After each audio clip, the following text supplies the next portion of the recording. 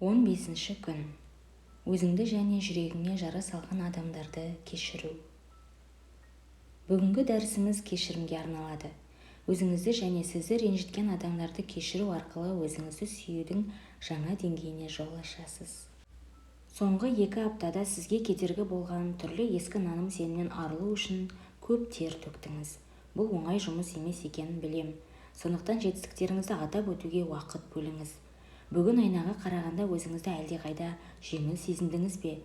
Деміңізді ішке тартып, терең тыныс алыңыз. Енді осы демді сыртқа шығарыңыз да, шүкір, өткен өмірімнен бас тартамын және өзімді керемет сезінемін деп айтыңыз. Кешірім бәріміз үшін қиын дүние. Бізді ұзақ жылдарға байлап матап тастайтын блоктарды өзіміз жасаймыз. Қолымнан ұстаңыз. Өзімізді және бізді ренжіткендерді кешіріп үйрену үшін бірге жұмыс істейік. Бұл сіздің қолыңыздан келеді. Кешірім өзімізді сүюге жол ашады. Егер өзіңізді жақсы көруде қандай да бір мәселе болса, ешкімді кешіре алмайтын күйде бір жола қалып қоюыңыз мүмкін. Көбіміз реніш пен өшпенділікті жылдар бойы жүрегімізде сақтап жүреміз. Біреудің бізге жасаған иттігі үшін көңіліміз түсіп жүруі мүмкін. Мен мұны өзімшіл реніштің түрмесіне қамалу деп айтамын. Мұндай жағдайда өмірімізде бәрі жақсы сияқты көрінгенімен, біз ешқашан бақытты бола алмаймыз. Сіз менің айтқандарыммен келіспей, ол адамның маған не істегенін білмейсіз. Бұл кешірілмейтін айуандық деуіңіз әбден мүмкін.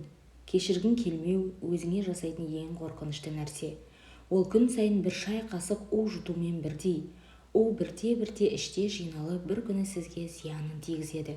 Өткенге байланған жанның дені сау және еркін болуы мүмкін емес. Сіз көңілге түйіп алатын ең үлкен рухани сабақтың бірі, өмірінің қай сәті болмасын әр адам қолынан келгенін істеп жүр. Соны түсіну керек.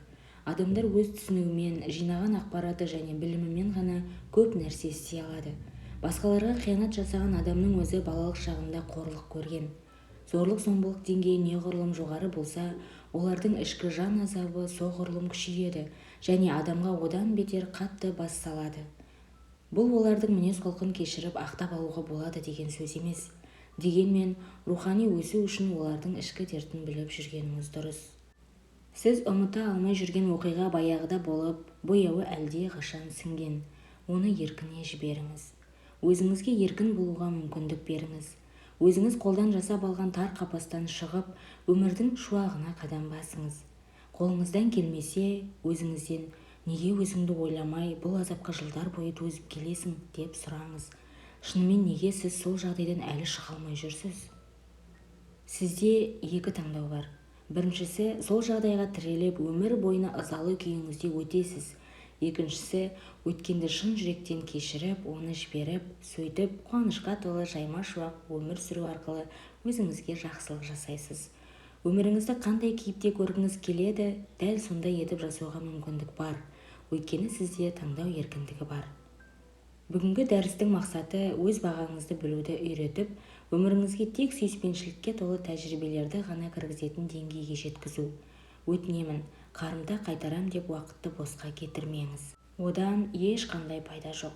Сіз берген нәрсе әрқашан өзіңізге қайтып оралады.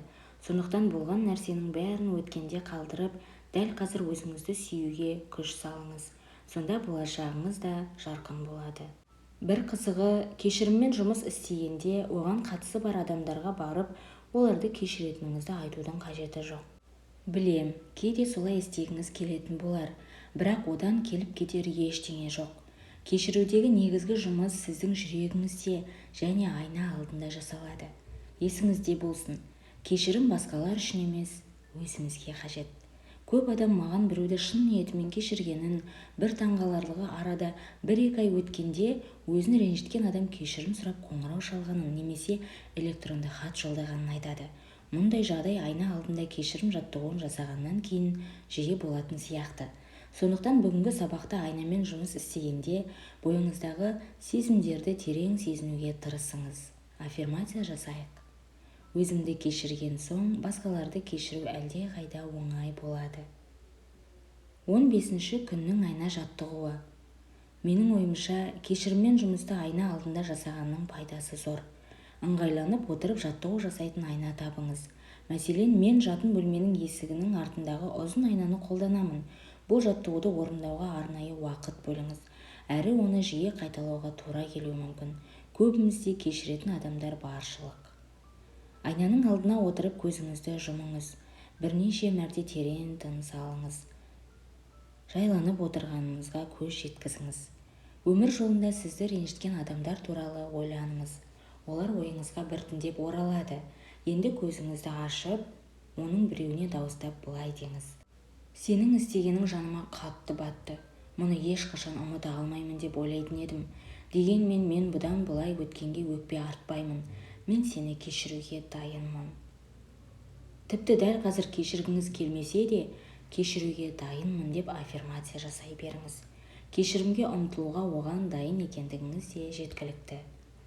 Терең тыныс алып, ол адамға былай деңіз: мен сені кешіремін, сені еркіне жіберемін.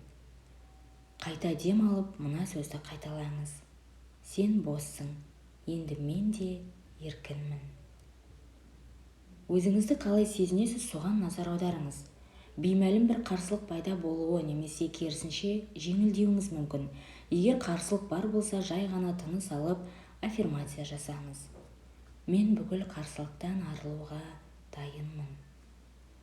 Жаттығуды жалғастыратын ниетіңіз бар, демек, бүгін немесе кейін кешіретін адамдар тізімін кеңейтіңіз. Есіңізде болсын, кешірім бір күндік практика емес, тұтас процесс. Сізге кей адаммен ұзағырақ жұмыс істеу қажет болуы мүмкін. Әр жолы кешірімге тереңірек үңілесіз. Бұл бірнеше адамды бірден кешіретін күн болуы мүмкін. Немесе біреуін ғана кешіруге шамаңыз келеді. Ештеңе етпейді. Ең бастысы, бұл жаттығу сіз үшін дұрыс жол. Ғалам мен кешірім сізді күтіп тұр. Кейде кешірім пияздың қабығын аршумен бірдей. Егер қабығы тым көп болса, оны бір күнге немесе одан да көп уақытқа шетке қоя тұрыңыз. Айна алдына кез келген уақытта оралып қалған қабықтарын арши аласыз. Осы жаттығуды орындауға дайын екеніңіздің өзі мақтануға тұрарлық. Сіз жаныңызды емдеп жатырсыз. Ғаламат күш ішіңізде. 15-ші күннің күнделік сұрақтары. Өзіңізге ұнайтын жайлы бір музыканы қосыңыз. Бұл сізді босаңсытып, тыныштандырады. Енді күнделікті ашып, қаламыңызға ерік беріңіз. Өткенге оралып, өзіңізге қатты ренжіген сәттер жайында ойланыңыз. Оларды жазып алыңыз. Бірін қалдырмай, бәрін жазып шығыңыз. Мысалы, 1-ші сыныпта бұтыңызға жіберіп қойып, дүйім елдің алдында ұятқа қалғаныңыз үшін өзіңізді әлі күнге дейін кешірмегеніңізді білуіңіз мүмкін. Бұл ауыр жүкті қанша уақыт көтеріп жүргенсіз. Енді осы тізімді алып, әрқайсысына оң аффирмация жазыңыз. Егер осы жағдай үшін өзімді ешқашан кешірмеймін деп жазсаңыз, оны мынадай аффирмациямен алмастыруға болады: бұл жаңа өмір. Мен оны ұмытуға дайынмын. Есіңізде болсын, кейде өзіңді кешіргеннен басқаларды кешіру жеңілірек. Біз көбіне өзімізге тым қаталмыз және өзімізден көп нәрсе талап етеміз. Дегенмен, бұл ескі түсініктен арылатын уақыт келді. Өзіңізді кешіріңіз. Ренішті жайына жіберіңіз. Өзіңізге тосын әрекеттер жасай алатын еркін адам болуға мүмкіндік беріңіз. Ал енді күнделікті шетке қойып, сыртқа шығыңыз. Жағажай, саябақ, тіпті жай иен далаға шығып жүгіріңіз. Кәдімгі спортпен айналысқандай жылдам жүгіру емес, табиғи, еркін жүгіріңіз. Сальто жасаңыз, көше бойымен жүгіріп бара жатып, алаңсыз күліңіз. Ішіңіздегі баланы өзіңізбен ерте шығыңыз да бірге көңіл көтеріңіз. Біреу көрсе не болады екен, сіз еркін адам емессіз бе? 15-ші күнгі жүректегі ойлар. Кешіре аламын. Мен өмірмен біртұтаспын. Өмір мені сүйеді және қолдау көрсетеді. Сондықтан маған махаббатқа толы ашық жүрек керек. Бәріміз пендеміз және қолымыздан келгенше өмір сүріп жатырмыз. Өзім де солай. Өткен өтті, кетті. Мен ата-анам емеспін, олардың реніш шабуына да емеспін. Мен басқамын, өзімнен өзім дара тұлғамын. Менің таңдауым жүрегімді ашып, махаббат, жанашырлық пен түсіністіктің өткеннің қайғылы естеліктерін өшіруіне мүмкіндік беру. Кім болғым келеді, сол адам болуға шамам жететіндей еркінмін. Бұл болмысымның ақиқаты. Мен оны осы күйінде қабыл аламын. Менде бәрі жақсы. 15-ші күннің медитациясы кешірім. Алда кешірім жайлы біраз оң аффирмациялар беріледі. Оларды жиі қайталаңыз. Жүрегімнің есігі ішке қарай ашылады. Мен кешіру арқылы сүйіспеншілікке орын беремін. Ойларымды өзгерткен сайын айналамдағы дүние де өзгереді. Өткен өтті, енді оның күші жоқ. Осы сәттегі ойларым болашағыма тікелей әсер етеді. Жаныңды пида еткеннің қызық ештеңесі жоқ. Бұдан былай дәрменсіз болудан бас тартамын. Мен күшті болғым келеді. Өткенімді жайына қалдырып еркін боламын және қазіргі күніме сүйсіне қараймын. Махаббат шеше алмайтын мәселе жоқ. Жанымды емдеп жазуға, кешіруге дайынмын. Менде бәрі жақсы. Ескі теріс шаблондар енді мені шектей алмайды. Мен олардан бас тартамын. Өзімді кешірген соң басқаларды кешіру оңайырақ болады. Мінсіз бола алмағаным үшін өзімді кешіремін. Мен өзім білетін ең жақсы жолмен өмір сүріп жатырмын. Балалық шақ салған бүкіл жан жарасын жазып, махаббатқа жол ашамын. Енді ешқандай қауіп жоқ. Өткеннің барлық қателігін кешіремін. Мен оларды сүйіспеншілікпен еркіне жіберемін. Алдымда тұрған өмірдегі бүкіл өзгерістер тек жақсылық әкеледі. Енді қорқатын ештеңе жоқ.